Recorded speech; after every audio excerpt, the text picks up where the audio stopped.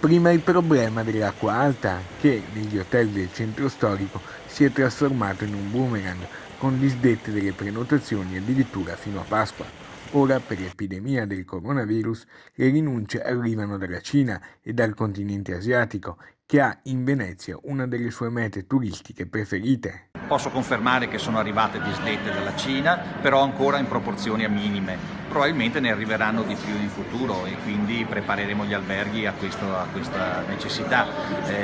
Però da questo punto di vista, ripeto ancora una volta, quello che ci preoccupa di più sono le prenotazioni sulla prossima stagione. C'è una ripresa timida, ripeto, però ancora siamo molto indietro.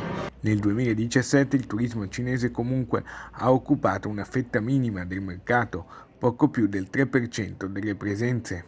Si tratta di pochissimo, praticamente la metà dell'America Latina, quindi il turismo cinese è importante per quello che diverrà in futuro, non per quello che è adesso. In questo momento rappresenta abbastanza poco, anche perché i turisti cinesi sono basso spendenti negli alberghi. Dalla Cina quindi l'introito complessivo si aggira sui 60 milioni di euro di fatturato, piuttosto la preoccupazione maggiore è per il periodo di carnevale.